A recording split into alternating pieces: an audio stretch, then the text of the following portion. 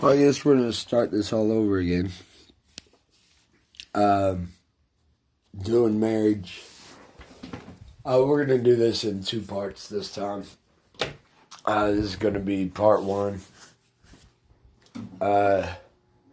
First thing you need to understand is faith is fidelity is never broken. It's always sure. It's always there. It doesn't have a time limit. It doesn't have a condition. You have to understand that when you take a death covenant vow, it is one of the most important things to the Lord that there is. Literally, the kings tremble at it. Pharaoh trembles at it. It is the one thing that you should be trying to teach your kids, because the parents are the adult station for God. To the kids, you feed them, you clothe them, you shelter them. Everything that you do to them is how they will look, is the basis of how they will look at God in their older life. It's why you're supposed to beat the crap out of them with a rod. If they get out of line, supposed to expect absolute dominance discipline from them. You ever beat a kid or seen a kid get beat or whooped where they start crying out for their mom? Or you've done this where your mom or your dad whoop you and you cry for your mom or your dad that's whooping you? That is the principal foundation of the psychology and subconscious of what's in the mind for a kid to a parent. And you to God later in life, as he hurts you, it's still God that you're crying to, and God's in control of everything. And so the foundation of family is that death covenant marriage. And when you break that, you teach your kids that A, God is a liar, B, that God honors your lie. So if you go on to the next place to take another death covenant, your kid sees you promise to the grave that you'll love their parents. And if you've ever been in a broken home, you know this pain. And to think that it's not there is just ignorance, because it is. It's in the subconscious mind of the kid. And they see you promise their parent to death. You'll love them to death, and you remember how y'all used to play and hold each other and all this. Well, that's in the kid's psyche. And then you go to do it with someone else, promising them to death. So you can see how it ruins the subconscious of the mind. It makes God unsure in the subconscious, which is the number one attack for demons when you're older. They make you turn to idols, your own ways, lies, and never to the truth, which is the truth, the way, the life is the only way to God by Christ, which Christ is the truth, the way, the life. None get to God but by the truth. So you have to understand that Aman means, it's a Hebrew Chaldeanic word. It means trust, believe, permanent, true, established, endure, steadfast, immovable. Even if broke off, the peg stays at the point of entry. So like imagine the sun in the sky and there's a peg in there and it's been broke off and all you see is that circle in the sky. It stays. It has no conditions. If you believe in marriage, then you must believe that two are made one flesh. So any sin that your mate commits, you also commit too. Because if your wife be an adultery, you're an adultery. If your wife's an addiction, you're addiction. If they do something, you do something, because it's two made one flesh. So that is Aman. It is all the way unto death. So Proverbs 11:13, he that is of a faithful spirit conceals a matter. It is in the believing and not in the trustworthiness of the sign itself. Abraham but believed in God, in God's self, not in Abraham's self, but in God. Well, it's the same way for marriage and family at the foundational core.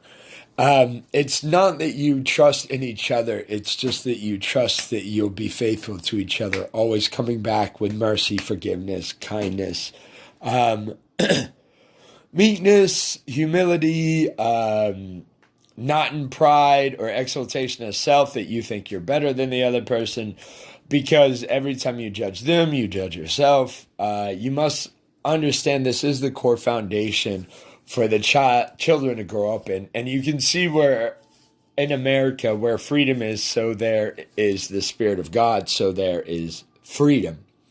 Well, in America, we're losing our freedoms. We're refusing orphans, refugees, where our forefathers before us were staying married. They were committing that core foundation.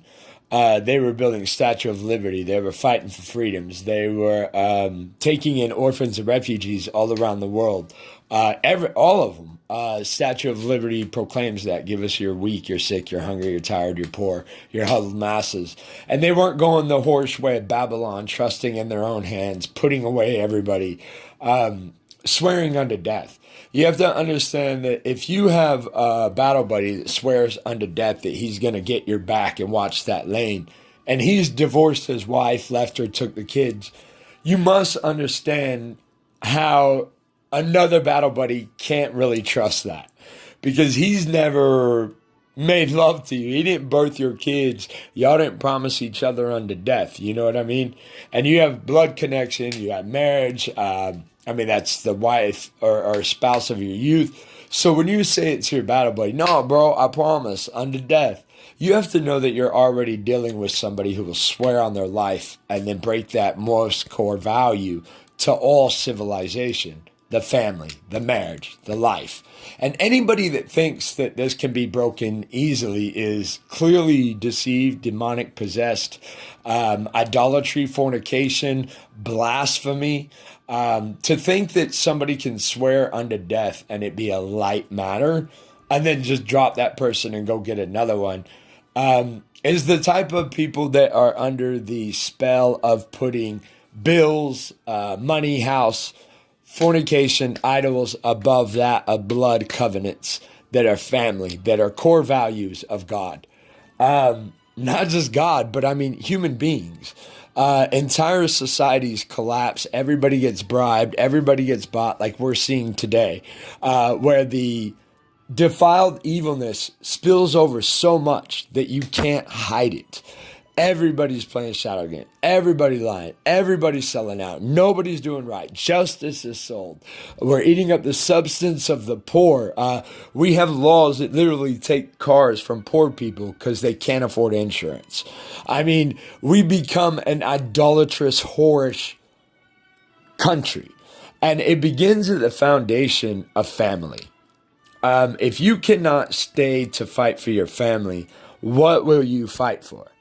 If you will move for idolatry, to forsake a spouse, or you'll judge your own flesh, which if you believe in marriage, that's all these things. And if you will put them off, not stand and fight for them, then what will you stand and fight for? Literally that question has to be asked. What will you fight for? When? What's more precious than your spouse? Nothing. And so even kids come and go. Scripture goes over that. Even kids come and go. You can have 10 kids, 2 can die. You're still going to be with your spouse. Talmud says it's better to die 30,000 times than it is to lose your wife. I think they undershot it by about 70,000. But the point is, if you won't fight for that, if you won't stand for that, if you won't go to the battle for that, if you won't suffer and endure for that, then what will you suffer and endure for? What else would you want to teach your kids? And we're going to go through all this scripturally. I'm just hitting all the key points that we're going to fly over. But what else would you want to teach? Say you have a son. Do you want to teach him to forsake his wife? When she does something, when she commits something, do you want him to leave her in the world and forsake her? When is your line of loyalty? When is your line of dedication? When is your line of fidelity? You cannot add conditions to fidelity. You can have a lane that you're to watch, and that's yours, and you're supposed to stay faithful to do it. But if you drop scope, if you come over sickness, if you fail, the point of fidelity, death covenant, is to bring it back up and support it in any way that you find it. So it's not the faith in each other, but it's the faith in the institution thereof. So if you have a son, you don't want to teach him to do this because you don't want your son marrying your neighbor's or your best friend's daughter, and then she do something and your son drop her. You know what I mean? Or she has a kid or gets an addiction and he leaves her in her time of need. You don't want your spouse marrying a soldier who, you know what I mean, is downrange and then she leaves him while he's in the middle of combat. Hell, you don't want her doing it when he gets back. So, you know what I mean?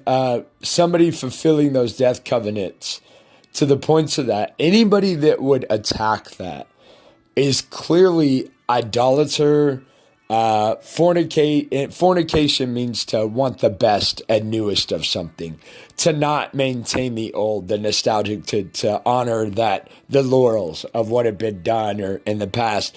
It is to cast off where you come from. Fornication, to seek the newest thing.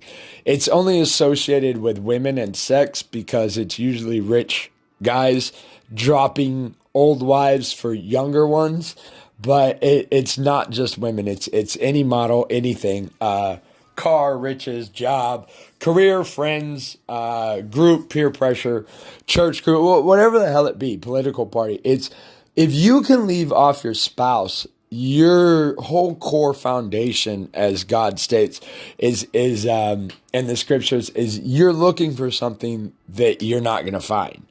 You can't drop family and then say you're going to find family. That's just you have to understand how asinine that is. You have to understand you are deceived in a lie somewhere. And anything built on a lie will not stand. Anything not built on the cornerstone, on the truth, it cannot stand. And Christ tells you this. And Proverbs, and we're going to go over some of these scriptures, a lot of them actually. Like I said, 2-part set. Going to say that to your kid, you're going to leave your spouse, take your kid or leave your kid, and then go to another spouse, and you enter a death covenant with them again, is to say, no, I promise unto death. This time I'm serious. You have to understand that you yourself don't understand you. This is what I'm talking about when I say Abraham believed in God, in God's self and not in himself, because he leaves his wife off twice and goes to forsake her, but God reinstitutes them in adultery, cowardness, all kinds of stuff. We'll go through this. But you have to understand that is the point of marriage, is to come back. And to try to teach your kid anything else is just, it's idiotic. And then for, say, your wife and you are split up, for a man to know that you're married, you must understand is not a godly man. He cannot be with God. He cannot be serving God. None of God's servants ever get married, ever. Or put away their wife and marry another. They don't do it. We're going to go through that. I'm going to show you all of them. Hosea, Abraham, David, we'll go through several of these, but they're not allowed to put away and marry another. Paul goes over this. I'll go over this. Because to do so is to tell the people that God honors a death covenant disannulment. You understand? So to say, I'm a servant for the Lord. Yeah, I'm remarried. Yeah, I put away my wife. Yeah, I got a new one. I traded up. It's to tell them that God is with you in this lie. And God does not honor death covenant breaking at all. He may not be into marriage. We'll go through that, where the woman's married 5 times, not married once. You have to ask God who you're married to. Wherever you're at, whoever you're with, if you haven't done this, and wait on the Lord to answer you, seek him continually, God answers you. who you're married to. And it has to be God that answers this because it's a sacred, it is a sacred sacrament that's held by God. The marriage bed cannot be defiled. It's held from us. And the reason is because we'll defile it. It's the same reason that God is not allowed to be imaged. It's the same reason that God is unfathomable. Because if we imaged him, it's the reason God's not a triune, but the one living God, as the Shamar, as Christ told Satan, as Christ said repeatedly. It's one God, unimaginable, unfathomable, and we don't image or liken it to anything because then we will defile it. And it's the same reason the marriage bed cannot be defiled because God holds it up in a heavenly status when he's in your marriage. And to find that out, you got to ask God. I prayed for 7 years to much anguish, torment, pain, confusion. Yeah, it took me a long time to find out I was still married. Probably one of the most bittersweet things I ever heard.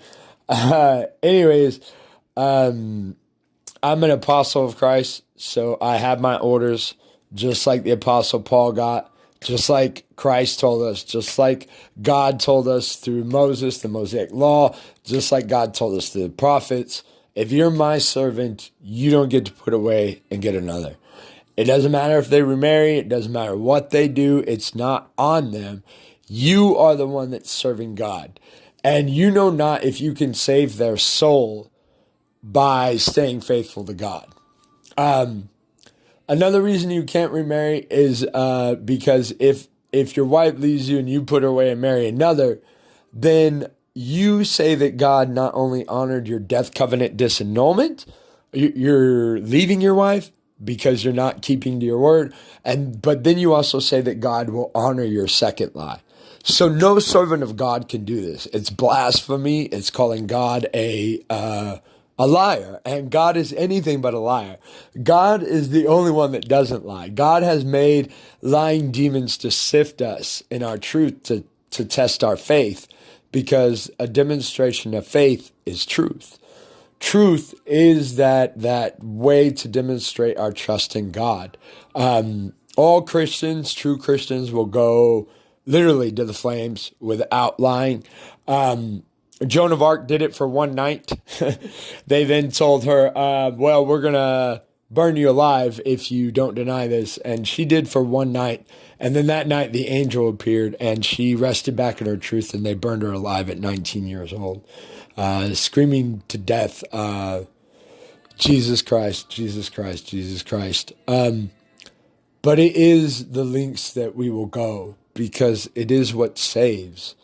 It is the heritage that we leave our children, our spouses, our country, our nation. Thief is better than a practiced liar, but both get the same reward: loss of heritage, children, parents, brother, sister, wife. Declaration, Constitution, Christ, liberty, freedom. And you can see all these things are disappearing in America today because the idolatrous Jezebel spirit's going about saying that divorcing somebody is not a big issue. It's a huge it's the only issue in all of human life. And how the hell we move that so easily blows my freaking mind. To see how husband can betray wife, and I'm guilty of this. I mean, make no mistake. I'm definitely running in some categories of this. I went to put away my wife. I've cheated on her, but God held me in it. Finally answered me after a long time. Well, really, I guess I've been praying longer than that, but I didn't believe in God that long. So really, I've only believed in God about 7 years. But it's been about 9. Anyways, amiotos means pure, free from contamination, separate from sinners, pure religion.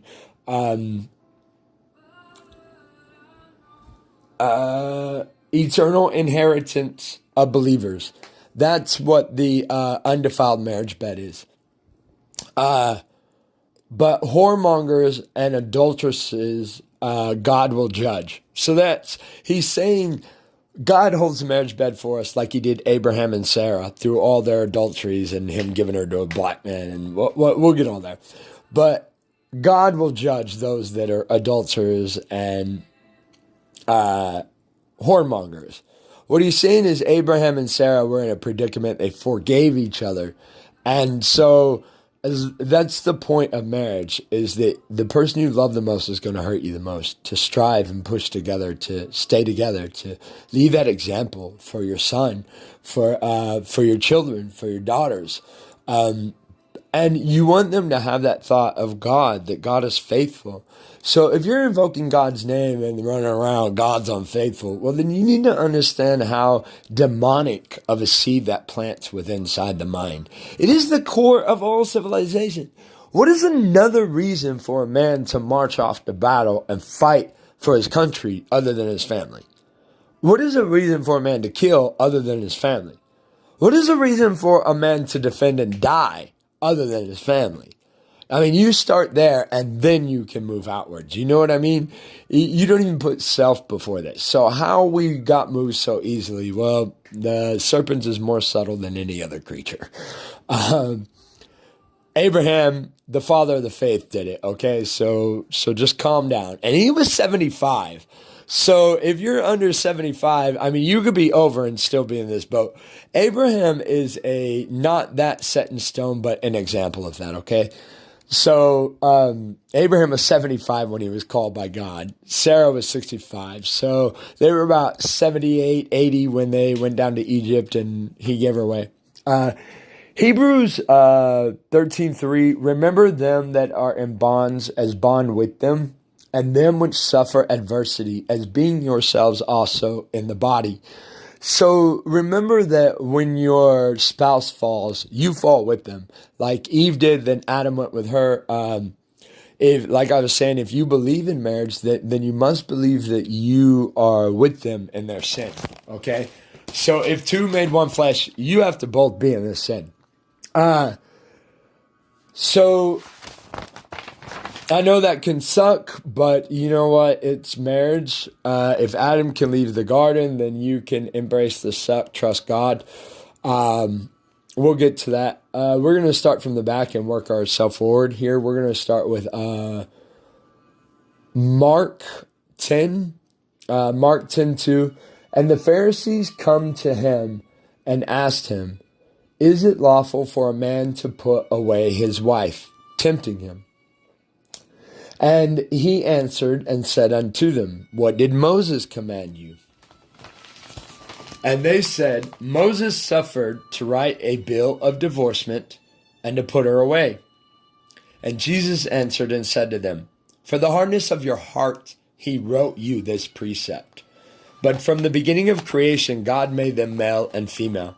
For this cause shall a man leave his father and mother and cleave to his wife, and they two shall be one flesh. So then they are no more two, but one flesh. What therefore God has joined together, let no man tear asunder. Let no man put asunder. And in the house his disciples asked him again of the same matter. And he said to them, whosoever shall put away his wife and marry another commits adultery against her. And if a woman shall put away her husband and be married to another, she commits adultery. Now you must understand Abraham has done this, okay? But God reestablished the marriage. And again, so we'll just go through this. Moses commanded you to write a bill of divorce. They said Moses suffered a bill of divorcement to put her away. And Jesus answered and said to them, for the hardness of your heart he wrote you this precept. What that means is you're in sin. You're absolutely against God. You've chosen death, not God. You've literally chosen death, not God. So you are to repent back.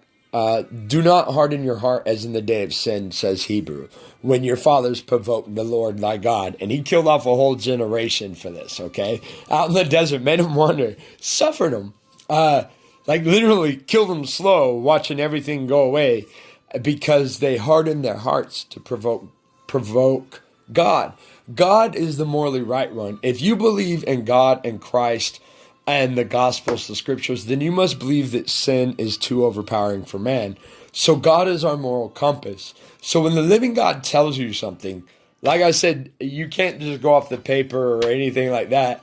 You have to take the paper and come to the living God. The paper, the scriptures, the Holy Script, priests, teachers, preachers, as myself, you use us to have a precedent so that you know that it's not a lying spirit, so that you can try it in the fire of wisdom and knowledge. So you can't have a paper ordained to you who you're married to. That is idolatry. That's hardening of your heart. That's going before a court and saying, well, now I want to cast them off and I want the kids. So then you go to a man who in America is a servant and you tell them to define your family to you and then remarry you to another. As Paul says, do you who judge against adultery, do you not commit adultery? He's talking about they divorce marriages and then unite them. It doesn't work like that. You can't be defined by paper. That's idolatry. To go to a man to define your family is blasphemy. It's unnatural. Our declaration says in natural law and nature's God intended. That's in our declaration, but then you add in the scripture and it literally is blasphemy. If you go to anything not God to decide for you, your family, your wife, then you have to understand this. If you swore unto death in a death covenant and you're going to break that death covenant, you are professing right there that you don't know what is. You could change your mind in 10 minutes. You could change your mind in 10 years. Man boasts many things, but God decides what will be. How can man direct his own step when God is the author thereof? What pot looks at the potter and says, you're making me wrong? It is God that directs the ways of the heart and turneth it wherever he will. So it's God who defines you, okay? We see this with Abraham and Sarah. We'll see this again in other examples I'm going to give you. But from the beginning of creation, God made male and female. So if you harden your heart and you say that you can cast off that which you swore to death, the lover of your youth, and then you go to a judge to define this, you have to see the idiocracy in this. It's pure exaltation of pride and a lie, and it has no foundation of truth. And if it's tested in the fire, you'll find it is of no value whatsoever. Now, if you go to God, well, I can't say whatsoever because God might be with you in that marriage. So odds are, though, it is nothing but a passing, falling down lie. The breeze will knock it over, okay? So,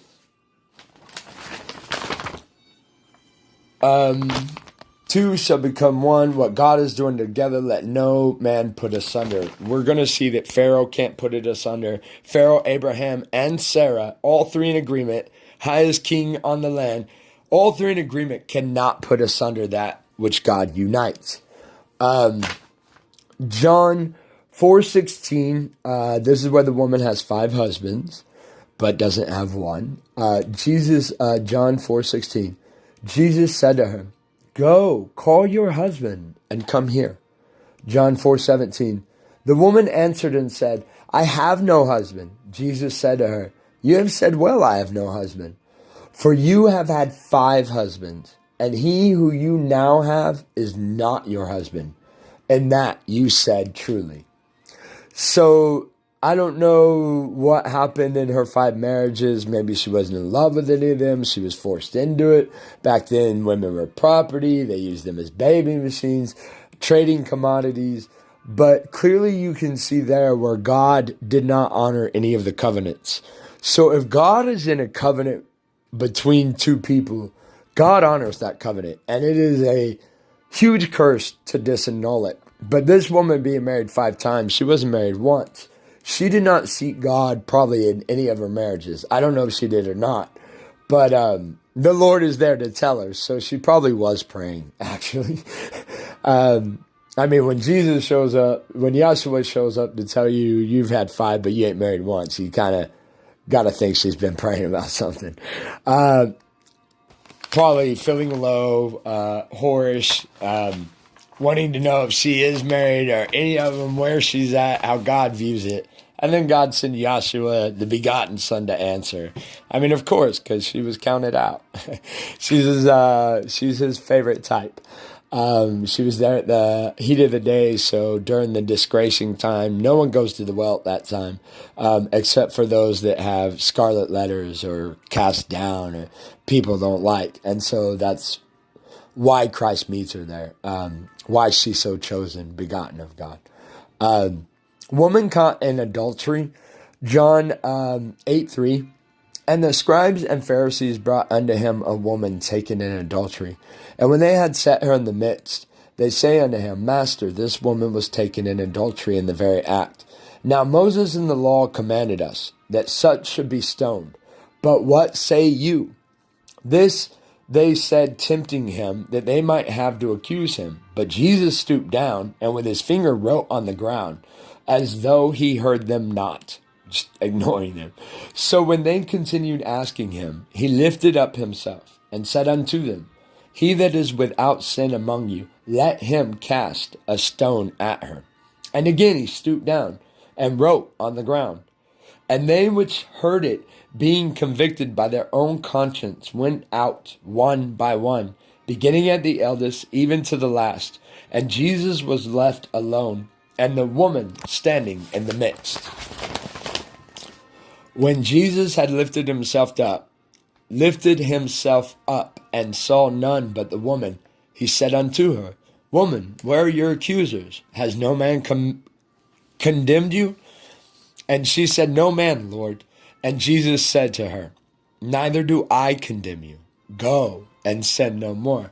So you can see another adultery scenario there where God forgives.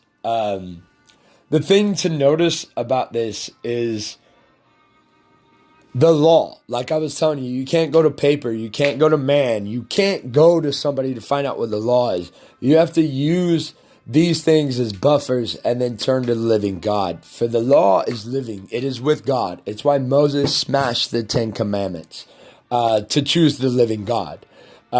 Because the actions that were taking place, he could have condemned all of them and killed them all right there. But rather than bring wrath on them from the stone tablets written, he smashed them and brought mercy and went a longer route. And then those that didn't repent, he killed. I'm sure by the order of God, him turning to the living God. The Talmud says that God was happy with Moses for this. But I'm about to demonstrate it to you for right here. They say unto him, that, Master, this woman was taken in adultery in the very act. Now Moses in the law commanded us that such should be stoned. But what say you? This they said, tempting him, that they might have to accuse him. But Jesus stooped down with his finger and wrote on the ground, as though he heard them not.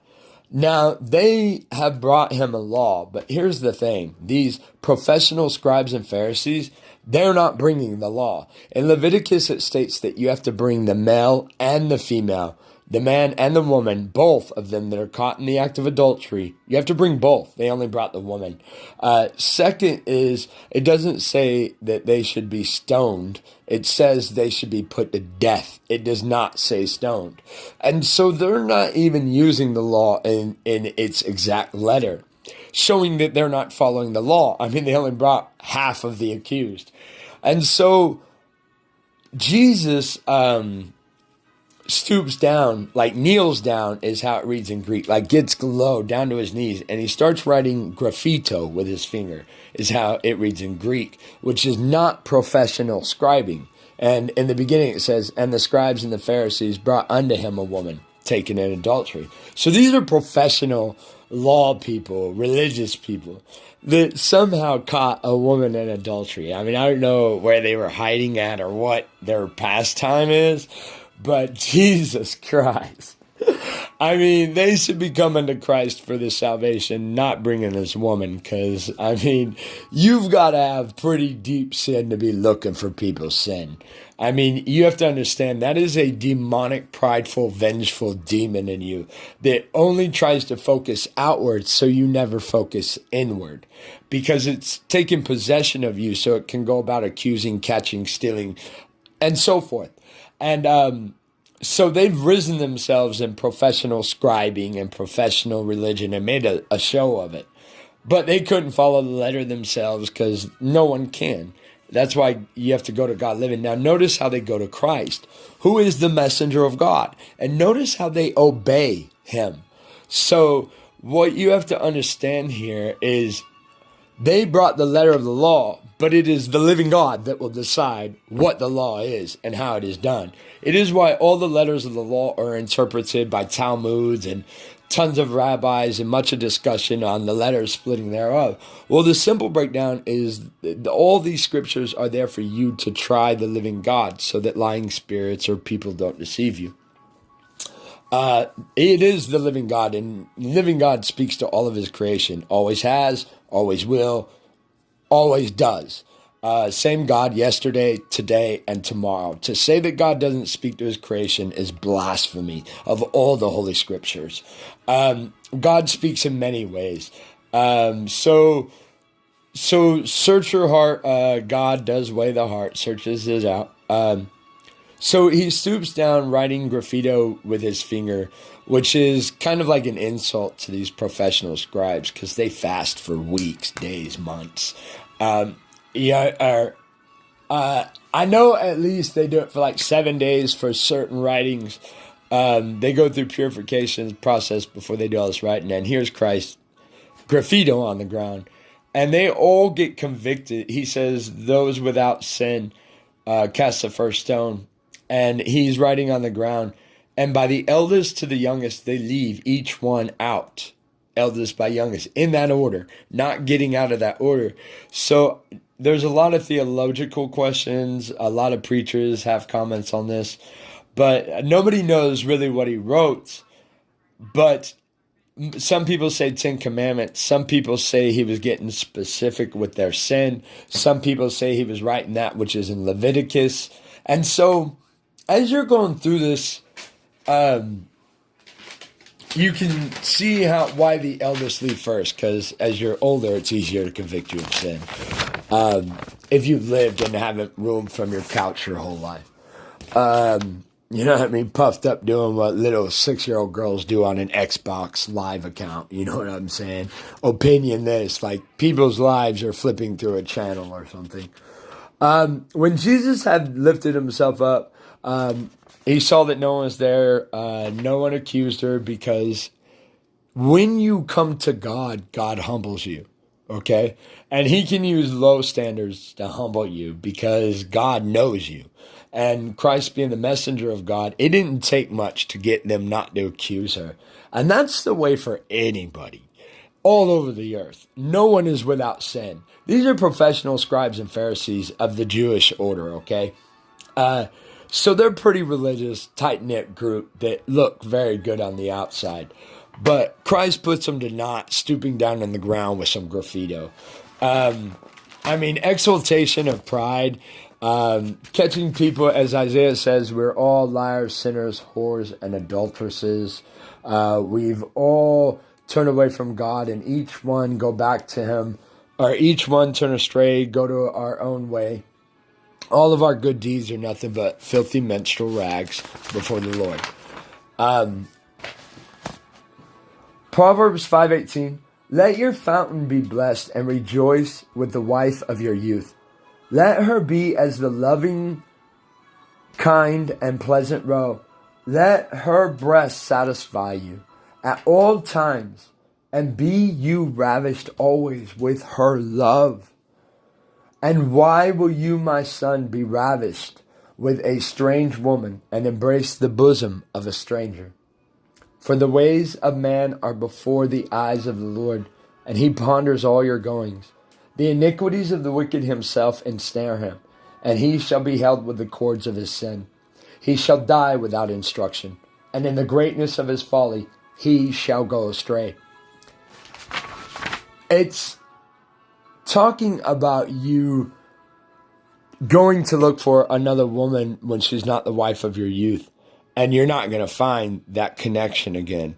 Y'all suffered your youth together. You're to grow old together. All those times are to be multiplied. All the times of hurt, betrayal, failures, letdowns, all these are to be built in a godly union of marriage and a demonstration of fidelity, love, forgiveness, kindness, meekness, humility, fidelity, faith, faithfulness, aman. And you do this by faith in God and faith in that God will honor that sacred institution. Then it goes on, like I said, for the ways of a man are before the eyes of the Lord, and he ponders all your goings. The iniquities of the wicked himself ensnare him. It's now talking about marrying another man's wife. It says that he dies without instruction, and greatness of his folly he shall go astray. It's that moral code of not supporting family and marriage, which I have been guilty of. Lord, forgive me. Pray they do too. Pray my wife. Everybody does. Because it's killing it's a killer of nation. It's a killer of God. It's an offense to meet a woman that is in divorce or going through one, and then to pick her up and take her in is more like a wolf prowling on a broken marriage. It is wicked in all of its fruits when you add it up. And to God, that's why God in Proverbs and all through the scriptures says he hates putting away. He hates when people do that. It makes God bad. It's bad to the core society. It causes fornications, idolatries, lusts, exaltations. It causes betrayals. It teaches kids to do the same. And so then everybody in the nation or in the community or in the Christian faith, which is absolutely crazy because Christ is the one faithful one, and our orders as Christian believers are to stay faithful to crucifixion. All the way through. So to say that a Christian can pick up your wife is like saying, hey, brother, I know y'all are having spots, but me and her are getting it on now. Well, you can see how they're trying to pick up something that has been going on for a long time, that has blood, that has death covenant, that has history. Because to take off in the middle of an ocean as a ship and not know where you came from, you're not knowing where you're going. To be a serpent upon a rock and look behind him, the serpent doesn't know where he came from. To be a bird in the air and flying about and look back and not know where you came from, you don't know where you're going. And so that's what God talks about when he says leaves the spouse of their youth, which I have went to do, much tears, lamentation. So you go to do this and you're trying to build yourself up in a lot of pride that you can make something new without the truth and the foundation. They say that when you're baptized, you start new. It's not that way at all. That is blasphemy. That's to say what God did before doesn't count. God doesn't work like that. I don't know how I know Paul says you put on the new man and all things are new, but that's not true because Paul is still using words and writing and mental capabilities that he was using before he became that. So we're reading it in the wrong context there. Clearly, or Paul was wrong, because God tells you, I formed you. I brought you out of the land. I'm making you. A pot doesn't look at the potsherd and say that you're making me wrong. You look ugly at times, but that's part of the process. Job 1:12, we're going to see how Satan respects marriage. And the Lord said to Satan, behold, all that he has is in your power. Only himself put not forth your hand.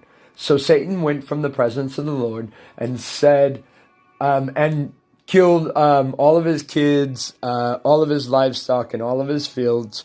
Only the one person was survived as witness, but not his family. He comes back telling Job of the report, and Job says, "And naked came I out of my mother's womb, and naked shall I return. The Lord gave, and the Lord took away. Blessed be the name of the Lord." Job 2:6. And the Lord said to Satan, "Behold, his life is now in your hand. You can now take him to the point of death. Just do not take his life." Satan goes, hits him with boils, all that. He thinks he's going to die. Job 2:9. Then said his wife to him, "Do you still retain your integrity? Curse God and die." Now you understand what that means. His wife is there. So where Job says in 121, and said Job, "Naked came I out of my mother's womb, and naked shall I return.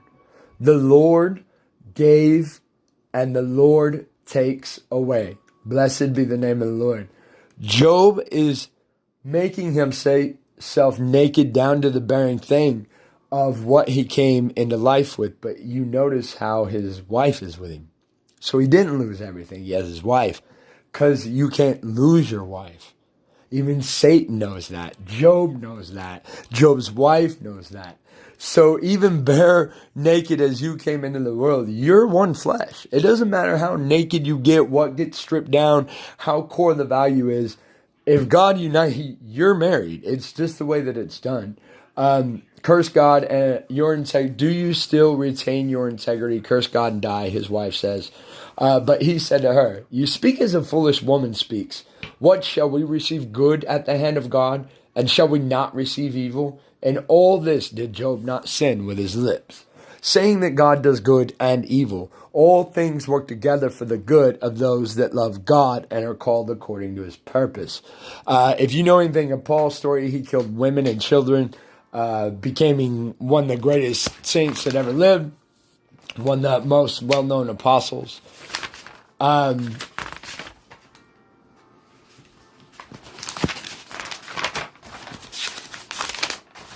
We're gonna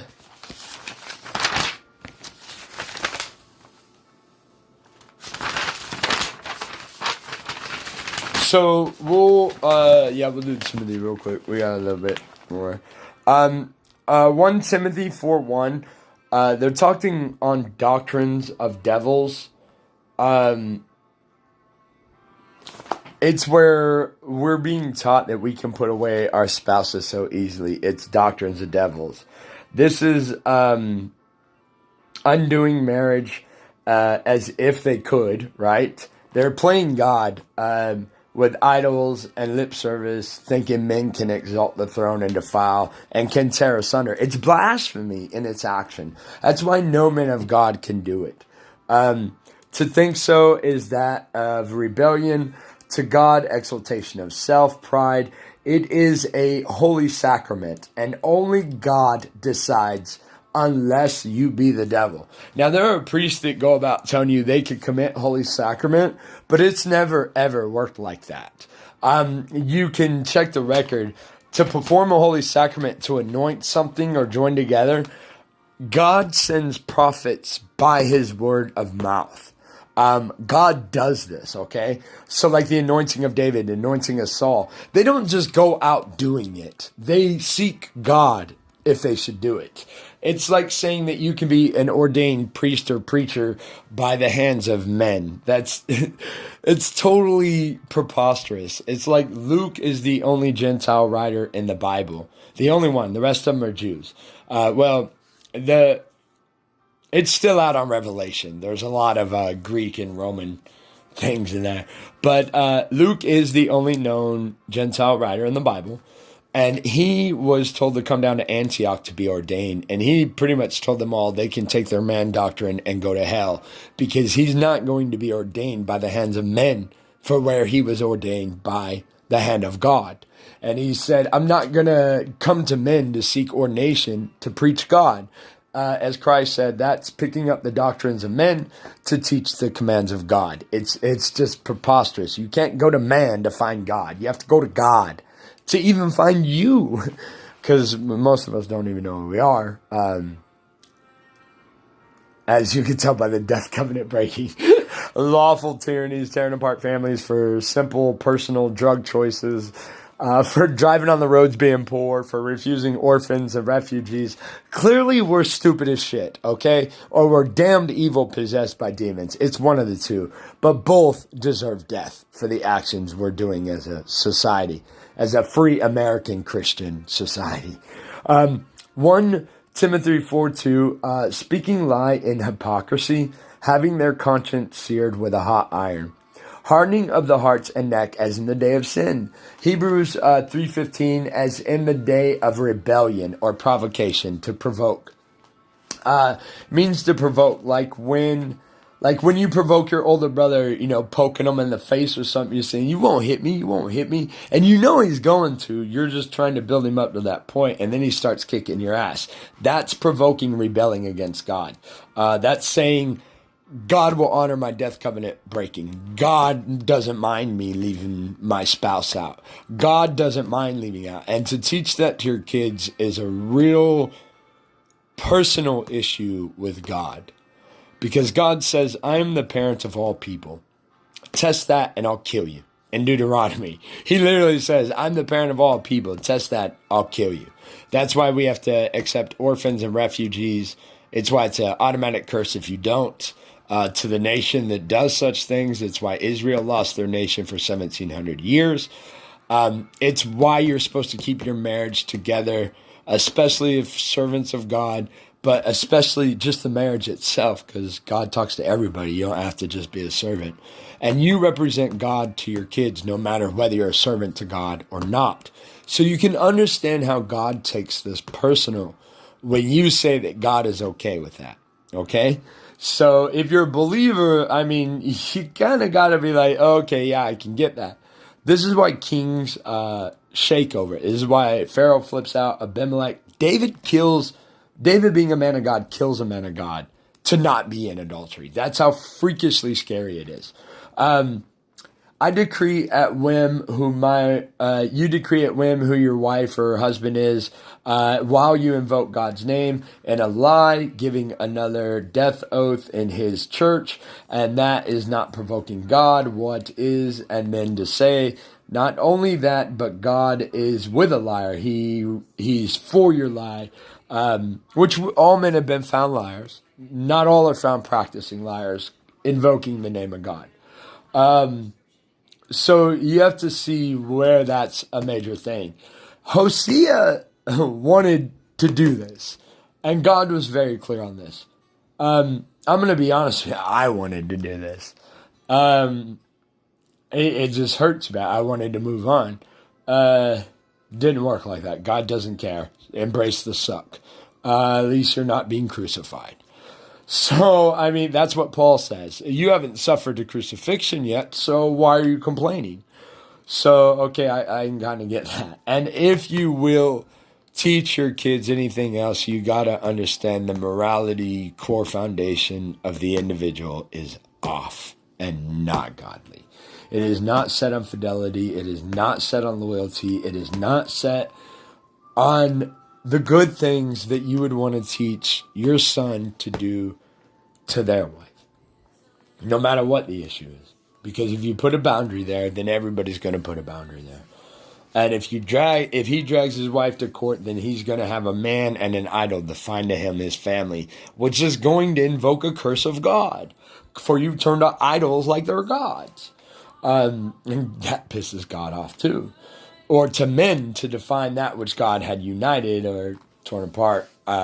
You're going to tear apart that which God united. Again, you got to ask God, are you not provoking God Almighty? All of the Hebrews 3, Genesis 12:19, Pharaoh did not provoke the Lord, sending the wife back. 1 Timothy 4:3 says, who forbid marriage and require abstinence from provisions that God created to be received with thanksgiving by those who believe and know the truth.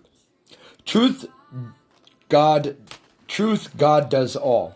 They strip by force and prison wife from husband and husband from wife, saying you are forbidden to be with your wife. No, Nowhere in all scriptures is, and in history, will you find that this is done, period. But you'll find it rampant in American culture today because they're in blasphemy. They're lying. They're not with God. Anybody that's an enemy to marriage is an enemy to God.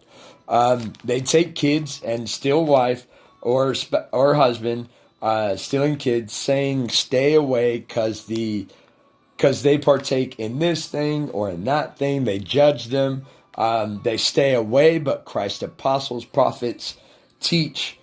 Christ's apostles, God's prophets teach, take good with the bad. Stay faithful. And only a believer knows that good is all this, good and bad are all done by God. In adultery, you have Abraham and Sarah twice, or almost twice. You have once for sure, then once almost again, and then you have Isaac and his wife. You have the woman married 5 times, the woman caught in adultery. We know all things work together for the good of those that love God and are called according to his purpose. So now we'll get ready to wrap up number 2. We'll close this out right here. Jeremiah 4:18, your ways and your deeds have brought this upon you. This is your or mine punishment. How bitter it is because it pierces the heart. This is talking about all of our sins, whores, adulteries, and so forth. Isaiah 54:6, for the Lord has called you back like a wife deserted and wounded in spirit, the wife of one's youth when she is rejected, says your God. God calls you back, okay? God feeds you your works, and then he establishes you, redeems you, calls you back.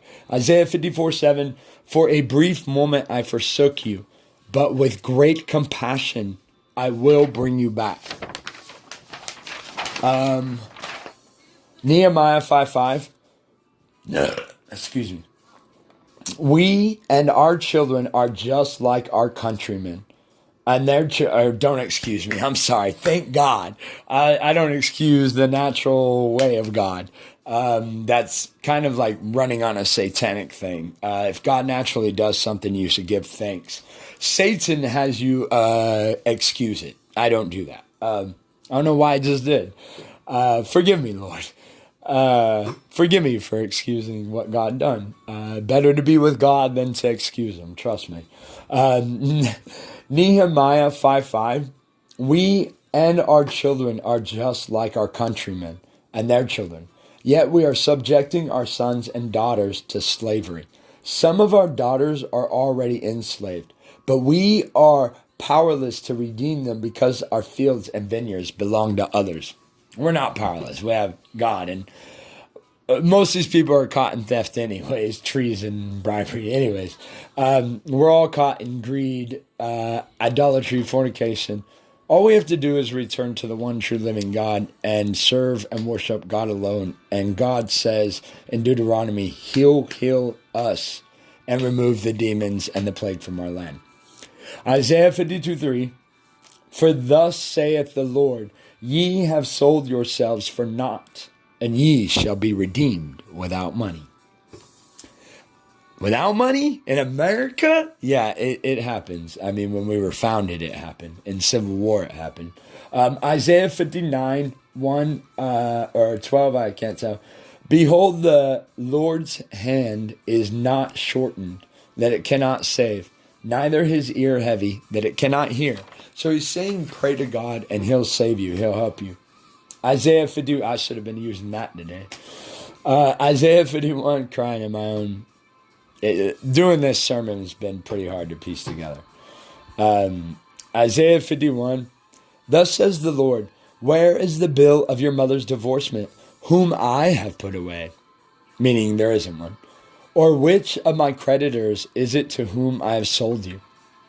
Behold, for your iniquities have you sold yourselves, and for your transgressions is your mother put away. Malachi 2:14. Yet you say, why?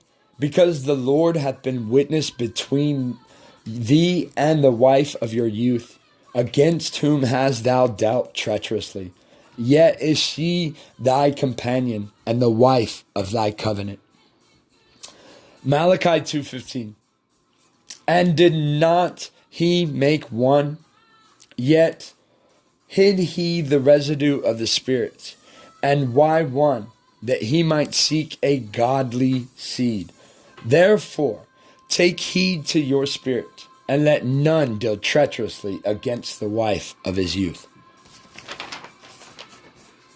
For the Lord thy God of Israel says that he hates putting away, for one covereth violence with his garment, says the Lord of hosts. Therefore take heed to your spirit that you deal not treacherously. 1 Corinthians 7:10, to the married I give this command, not I, but the Lord. I give, a wife must not separate from her husband. That's straight up from Paul. So we'll do part 2, where we do Abraham, Matthew, Adam and Eve, Abraham, Matthew, and we'll go over some more of the Apostle Paul in Corinthians. God bless you. I pray God help you wherever you're at, married, single, going through the rough spots. Marriage is the number one attack of satanic order. They literally, the devil does a lot to get us to destroy our own marriages. So just know that God holds them undefiled for us. Keep the faith. It's the only thing we should want to teach our kids, our family, our brothers, our sisters, our country, our friends, our nation, our world. Fight the good fight. It's everything worth fighting for. It's everything worth dying for. God bless.